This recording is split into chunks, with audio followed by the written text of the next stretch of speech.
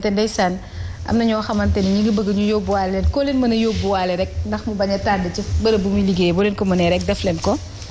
ngëneel dong la ndax fi mu nekk nii nee nañu Mansour Faye ou le visage de l'échec ci tribune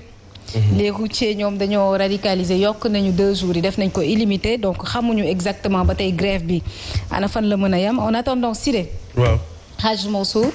ñàkk nañu lu tolloog 30 milliards de nos francs en 48 heures buñ ko seetaanee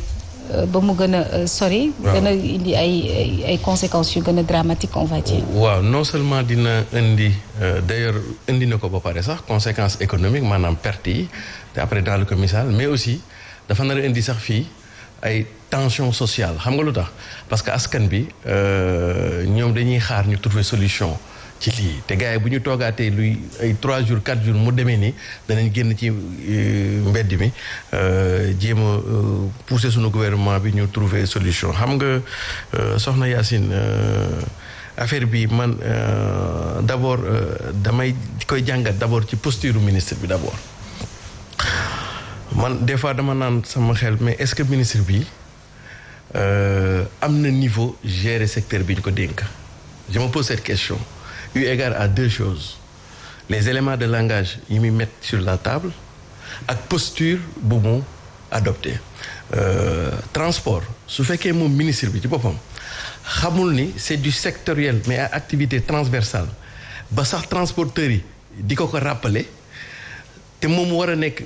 ministre ça veut dire que yor orientation stratégique bi là il y a un problème bu ñu demee ba syndicats yi nekk 14 syndicats dem ba comprendre ni ñoom seen xeex bi il faut ñu nekk benn approche systémique dynamique ba regrouper wu ba mettre en place benn centrale unitaire di demander que les ministères concernés ñëw tak ministre bi moom nekk dans une logique extrêmement sectorielle te comprendre ni transport bu weesoo oto bi ak tali bi yeneen intrants yooyu yëpp dépendrul ci ministère du transport takk der yi policiers yi ministère de l'intérieur nañu bokk gendarme yi ministère forces armées nañu nekk affaire koppar bi circulé ci affaire transport loolu finance ak budget la environnement parce que oto yi dañuy dégager gaz carbonique dañuy occuper espace beeg yooyu loolu environnement la mais collectivité locale parce que garage yi da ngay dégg ñu naan garage gox yeeg yooyu donc source de revenu la pour collectivité locale yi mais da ngay xool ni tamit transporteurs yi sont des travailleurs et dès lors qu'ils sont des travailleurs c'est le ministère du travail qui est compétent léegi suñu demee ce sont des salariés mais suñu demee ba ministre bi war a gérer tutelle bi comprendre approche dynamique boobu que lii bu ñu koy régler dañ ko war a amee benn approche systémique et eu égard ak conséquences yi mu am ci 2 jours yi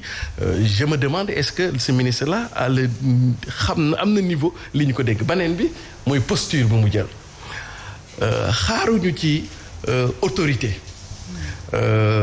muy defante dans un premier temps lu ñuy xaar ci autorité c'est qu'il trouve des solutions xaaruñu ci autorité muy diirante mbagg ci ñu mu jiite di leen wax yenn façon wax yi autorité ak pouvoir joxuñu ko nit pour mu ci buntu xatal nit wala mu ci toroxal nit autorité ak pouvoir dañ la ko jox pour nga mën a yërëm askan bi trouver des solutions ci seen problème un manager du bander les muscles moom la ñuy xaar ci moom non un manager li ñuy xaar ci moom muy trouver ay solutions mieux au lieu de trouver solution sax mais mu anticiper sur les problèmes te parce que lii boo ko xoolee soxna Yacine depuis le 30 septembre boobaak léegi am na ñaari weer les transporteurs yi bind ne gouvernement bi nañ leen toog waxtaane lii gars yi faale wuñu leen nekk fii di politique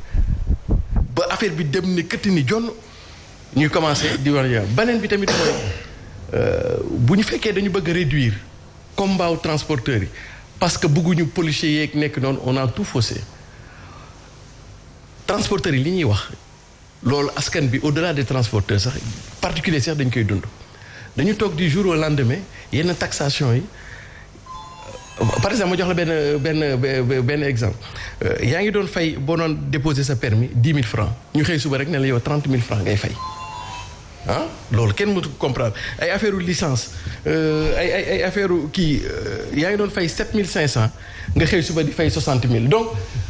ma joxaat la beneen exemple boo daan jógee fii ngeen baal ma téléphone maa ngi koy jéem a fay ci suuf sax mais dama xaw a njóogaale